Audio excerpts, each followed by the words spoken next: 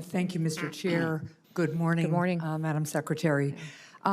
Secretary Noem, the White House Deputy Chief of Staff recently said that the Trump administration is actively looking at suspending habeas corpus. Last week you were asked about this, and I want to clarify your position because it's obviously really important to get this right. So, Secretary Noem, what is habeas corpus? Well, habeas corpus is a constitutional right that the president has to be able to remove people from this country and suspend their right to. Let me stop you, ma'am. Habeas corpus, excuse me, that's incorrect. President Lincoln used it. Excuse me. Habeas corpus is the legal principle that requires that the government provide a public reason for detaining and imprisoning people. If not for that protection, the government could simply arrest people, including American citizens, and hold them indefinitely for no reason. Habeas corpus is the foundational right that separates free societies like America from police states like North Korea.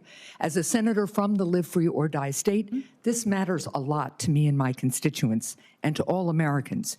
So, Secretary Noem, do you support the core protection that habeas corpus provides, that the government must provide a public reason in order to detain and imprison someone?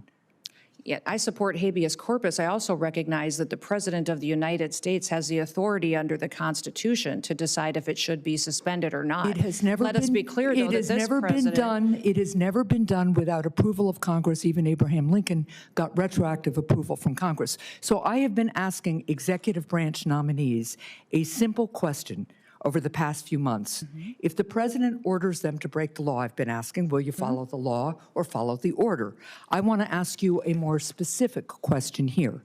If the president tries to suspend habeas corpus and a federal court reverses the president's order, will you comply with the court order and uphold habeas corpus, or will you follow the president's directive? We are following all federal court orders and are complying with that, as is the president, and every decision that I make as well. That is obviously not true for anybody who reads the news. There are federal court orders right now, including returning somebody who was deported mistakenly. But to be clear, this is about a fundamental legal right that ensures that we live in a free society instead of a police state that would have a sham legal system like Russia or North Korea. So I'm glad that you have now committed to following court orders. I'm glad you believe in the basic freedom for Americans if ordered to do so by a court. And again, I want just to make clear that it is critically important that even if the president tries to suspend the right of people to know why they've been detained or imprisoned, if a federal court reverses that order, that you will follow that order. And I hope all members of the administration will, because it's obviously critical that some of the people, for instance, who've been deported by mistake, who didn't get due process, be returned in compliance with court orders. So now, let's move on to another issue.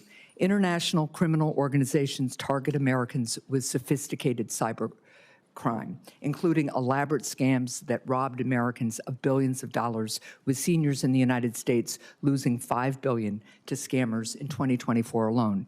As artificial intelligence improves, so does the ability of criminals to deceive and defraud Americans. With this new technology, criminals can impersonate loved ones, develop advanced malware, or make more convincing phishing messages. How is DHS working to identify trends in illegal activity and ensure that new AI systems have safeguards in place to prevent their use in criminal activity? Yes, we are working extensively through CISA, but in all of our agencies to make sure that we're going after these criminal, nefarious actors. I would say partnering with private industry is critically important so that we have the insight that we need to really understand the tactics that they use and the advancements in software.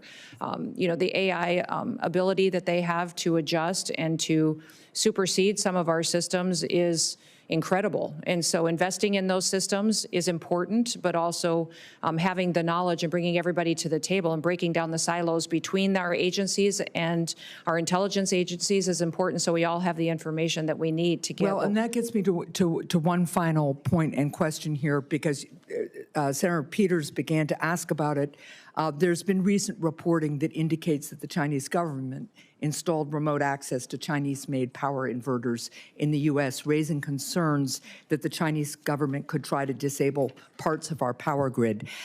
And you made a comment following up on Senator Peters' question about the importance of not only working with private industry on this issue, as you would also want to work on AI, but also on working with state and local governments on cybersecurity. And can you just talk to me a little bit about how DHS is partnering with state and local governments right now on cyber? Well, that's one of the core critical missions of CISA, is to help those state and local governments harden their systems. We're extremely vulnerable by our weakest link.